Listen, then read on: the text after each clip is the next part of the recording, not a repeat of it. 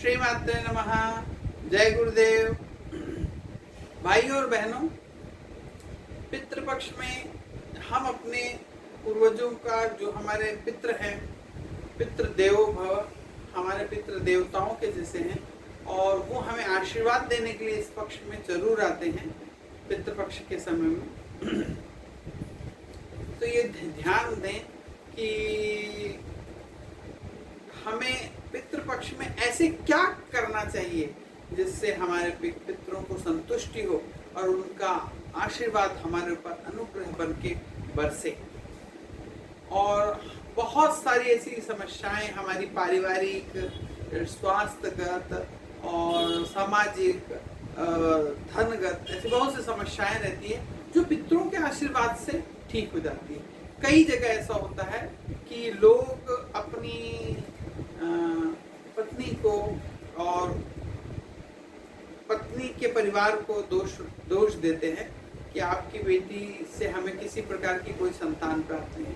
मित्रों, इसका विशेष ध्यान रखिए कि स्त्री अपने भाग्य से धन पाती है और पुरुष अपने भाग्य से संतान पाता है। इसलिए अपने पितरों को भी खुश रखे। पितरों का जब आशीर्वाद मिलता है तो अच्छी संतान हमको प्राप्त होती है। और दूसरी चीजें, जो जिनका कैरेक्टर अच्छा हो, विद्या में अच्छे हो, सब कुछ मिला हुआ, उनकी उन्नति होती है।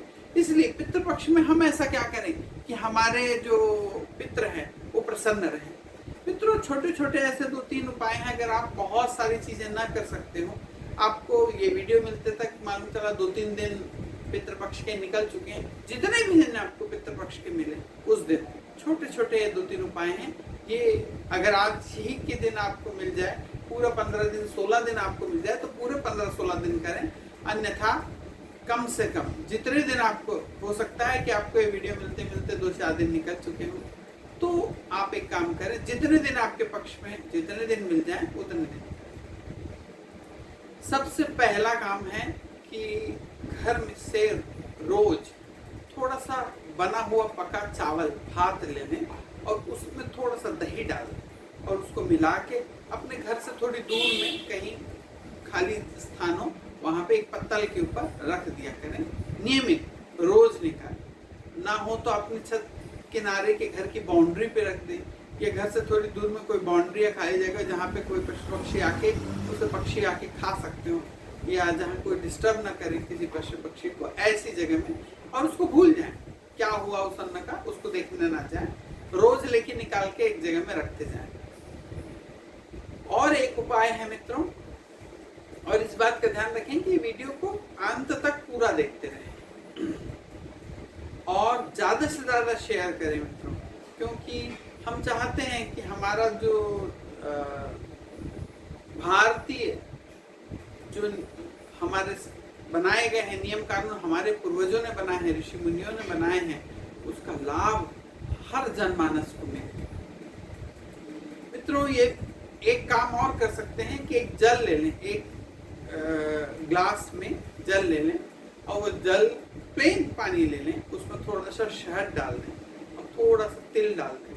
और ये तिल और जल जो है, इसे नियमित ले जाके, रोज ले जाके अपने पितरों के नाम से पीपल के वृक्ष में चढ़ाते रहें। अगर आप पीपल के वृक्ष में ऐसे चढ़ाते हैं तो आपके पितरों को बहुत संतुष्टि और तृप्तता मिलती है। और अगर ऐसा हो सके तो कोई शमशान घाट के आसपास में पीपल वगैरह के वृक्ष रहते हैं, तो एक मटका ले लें बड़ा सा, उसके नीचे बारीक सा सुराख कर दें, उसमें एक रस्सी लगा दें और मटके को रस्सी से बांध के पीपल के झाड़ में टांग दें और उसमें ले जाके पानी भर दें। बूंद बूंद करके वो पानी पीपल के झाड़ में गिरता रहेगा मित्रों। ऐसा आप दोपहर के समय करें, ऐसा टांगने वाला करें। एक बार टांग दें, अगर हो सके तो रोज जाके उसमें एक बाल्टी पानी भर दिया करें, जो पानी पूरे पितृपक्ष में रोज आप ऐसा करें तो वो बूंद बूंद करके उसमें गिरता रहे उस पीपल के वृक्ष के अंदर। उस पानी में थोड़ा सा तिल जरूर डाल दें।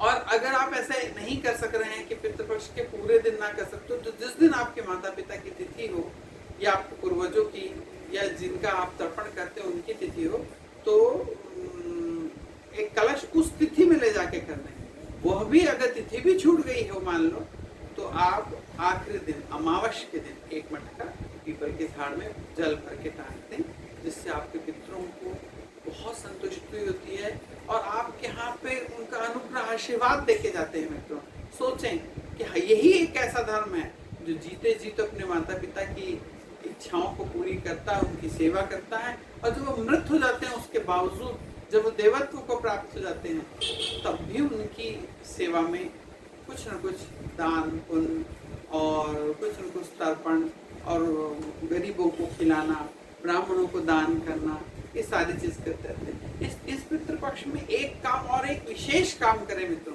कि जब भी आपके द्वार पे अगर गौ माता आती है तो रोटी में थोड़ा सा नमक रख के, हमने इसके पहले एक वीडियो बनाया है कि ऐसी क्या चीज खिलाएं कि जिससे प्रसन्न हो। उस पूरे वीडियो में गौ माता के अलग अलग चीज खिला के सेवा का बताया गया है। तो थोड़ा नमक रख के रोटी को एक रोटी बना के और गौ माता को खिला दें। और जिस दिन आपके पितरों का तिथि हो, अगर आप कुछ ना कर सकते हो तो थोड़ा सा गेहूं गुड़ इसका और उसमें थोड़े तिल डाल के दान करें।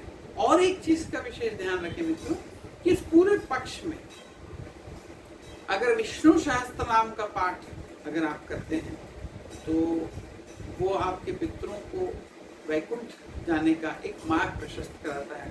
वो भगवान विष्णु उनको अपने साथ वैकुंठ ले जाते हैं। तो जब वो तृप्त रहेंगे, खुश होंगे कि आपने उनके लिए किया, तो वो खूब सारा आशीर्वाद दे के जाते हैं, जिससे हमारी बहुत सारी समस्याएं, हमारे बच्चों की उन्नति, हमारे कुल की उन्नति, हमारा धन वैभव यश, ये सारी चीज बढ़ती है। लोग कहते हैं कि पितृपक्ष में कुछ खरीदना नहीं चाहिए, लेकिन अगर आपको कुछ खरीदना है पितृपक्ष में तो आप विशेष ध्यान रखें कि पितृपक्ष में चांदी जरूर खरीदें। और जब आप पितरों के लिए तर्पण करते हैं तो उस जल में चांदी का भले ही क्यों ना एक टुकड़ा हो, एक सिक्का हो जिसपे भगवान न बने हो, एक गोल चांदी का ले लीजिए, या चांदी की एक स्पून ले लीजिए, चांदी का एक ग्लास ले लीजिए, वो कुछ भी चांदी का एक छोटा सा क्यों ना टुकड़ा हो, उसके अंदर में कुश के साथ में एक चांदी का छोटा सा टुकड़ा जरूर रहना चाहिए, जिससे आप पितरों को जल देते हैं। वापस फिर वो चांदी का टुकड़ा दूसरे दिन फिर उपयोग हो जाएगा, पूरे 15 दिन आपके उपयोग होता रहेगा। यानी पितृपक्ष में जब जल दिया जाता है तो उसमें चांदी का बहुत अधिक महत्व है। हर धातुओं का अलग अलग कार्यों में जैसा महत्व है, वैसे ही पितृपक्ष में चांदी का बहुत महत्व है। जो भाई अपने लिए कुछ प्लॉट, जमीन या घर बनाने के लिए भूमि खरीदना चाहते हैं, तो हम आपको एक विशेष बताते हैं कि जो भी व्यक्ति अपने खुद के घर बनाने के लिए पितृपक्ष में अगर भूमि खरीदता है तो उस घर की जो आयु होती है वो बहुत लंबी होती है, और पितरों का उसको बहुत सारा अनुभव, अपने केवल सौंदर्य की चीजें, कपड़े, सोना और सजावट और ये मशीनें, गैजेट्स, टीवी, ये सब चीजें जो सजावट की है और सुख भोगने वाली हैं, इनको ना खरीदते हुए चांदी और भूमि ये जरूर खरीदी जा सकती है। इस पर खरीदने से आपके पितरों को भी संतुष्टि होती है, वो बहुत प्रसन्न होते हैं। मित्रों, हमारे इस वीडियो को ज़्यादा से ज़्यादा जल्दी से जल्दी शेयर करिए, इसे जल्दी से जल्दी शेयर के वायरल करिए, क्योंकि पितृपक्ष चल रहा है।